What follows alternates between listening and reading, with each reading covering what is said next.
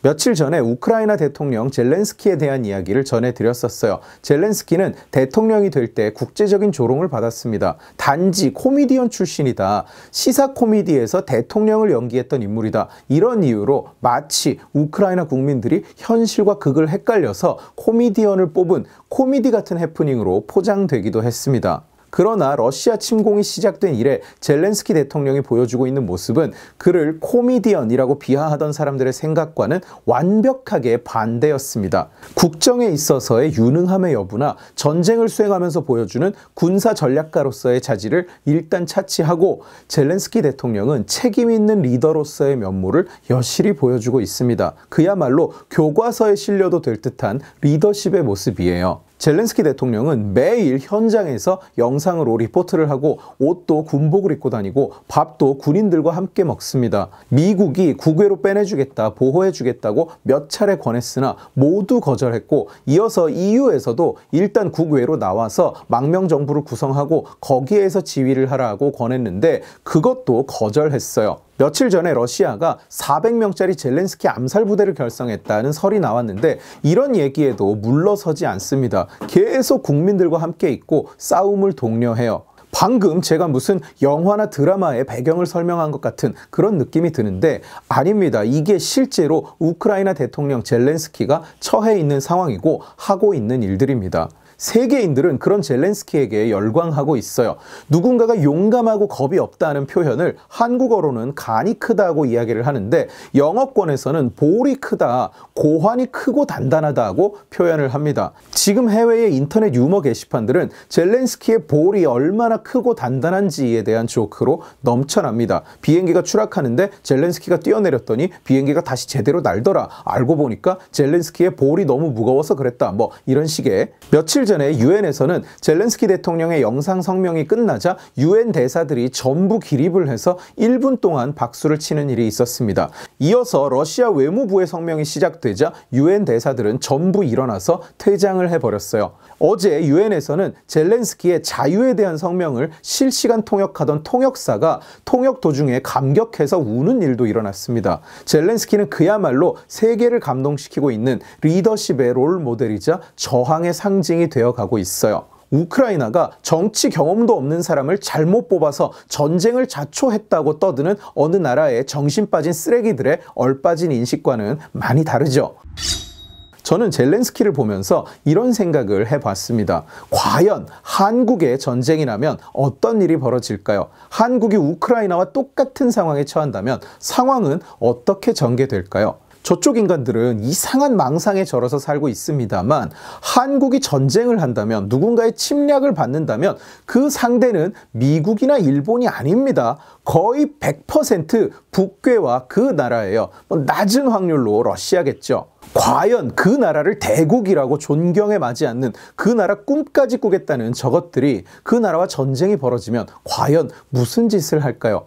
궁금하지 않으세요? 이틀 전에 러시아는 우크라이나에서 두 번째로 큰 도시 카르키프를 폭격했습니다. 카르키프는 러시아 국경에 거의 붙어있는 도시인데 우크라이나에서 대학이 가장 많은 도시로 유명해요. 대학교가 20개나 됩니다. 그만큼 학생들도 많이 살겠죠. 폭격의 목표가 된 곳은 도시 정중앙의 프리덤 스퀘어, 자유의 광장이라고 이름 지어진 곳이었어요. 심지어 그 광장 바로 옆에도 대학이 있습니다. 현재 집계된 사망자는 수십 명에 이릅니다. 이 공격을 받고 젤렌스키는 어떻게 했을까요? 민간인이 다쳤다고 바싹 쫄아서 어이쿠 이거 안 되겠습니다. 이제 소련몽을 함께 꾸겠습니다 하고 물러섰을까요?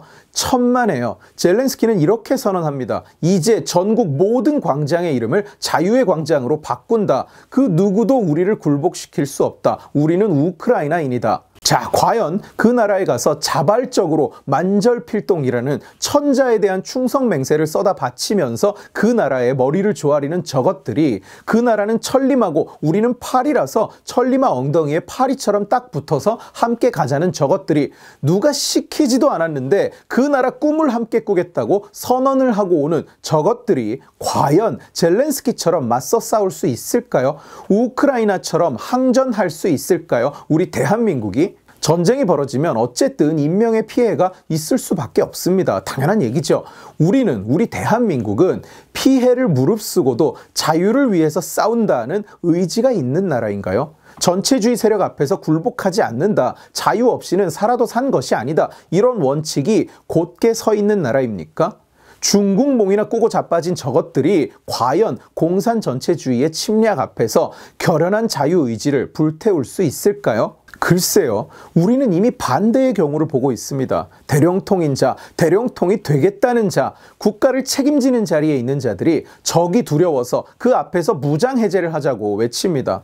공격무기도 아닌 방어포대를 설치하지 말자. 왜? 적국이 노하실 테니까. 적국이 노하셔서 알량한 무역 제재를 할까봐, 관광객을 안 보내주실까봐 방어를 하지 말자고 주장하는 자들이 대한민국의 리더예요. 그런 비겁자들이 대통령이 되겠다고 설치는 나라가 이 나라입니다. 대국의 심기를 거스르지 않고 그 앞에 납작 엎드리는 것이 곧 승리라고 요설을 쏟아내는 자들이 권력을 틀어쥐는 나라예요. 이 나라가 전 세계가 우크라이나를 응원하고 러시아를 규탄하는 이때 저것 봐라, 우크라이나가 대국 러시아를 자극하고 깝치다가 적골이 났지 않느냐고 오히려 피해자인 우크라이나를 조롱하고 자빠진 인간이 지지를 받는 나라가 이 나라입니다. 우리는 우크라이나처럼 깝치지 말자, 깝치지 않을 사람을 대통령으로 뽑아야 한다고 주장하는 저열한 인간이 뻔뻔하게 정치판에 얼굴을 들이미는 나라예요. 이 나라가.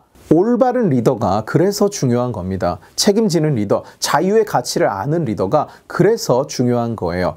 다시 가상 상황으로 돌아와 볼까요? 변이 발생했습니다. 어떤 나라의 사주를 받은 북괴가 쳐들어왔어요. 그리고 어디가 몇 발 폭격을 당해서 인명피해가 연하문명 발생했습니다. 그러면 득달같이 가장 좋은 전쟁보다 가장 나쁜 평화가 낫다 이러면서 대령통이 기어가서 항복 문서에 사인부터 하고 있지 않을까요? 그게 저들이 평소에 하던 말과 언행일치가 되는 행동이잖아요. 국민을 지키기 위한 결단이라면서 추후 병합 과정에서 민간인의 안전은 보장하겠다는 약속을 받아냈다면서 이제 천리마 엉덩이에 붙은 파리 마냥 꿈꾸면서 같이 가면 된다면서 이러면 하루아침에 우리 자유라는 것은 없어지는 겁니다. 이러면 하루아침에 대한민국이라는 나라는 없어지는 거예요.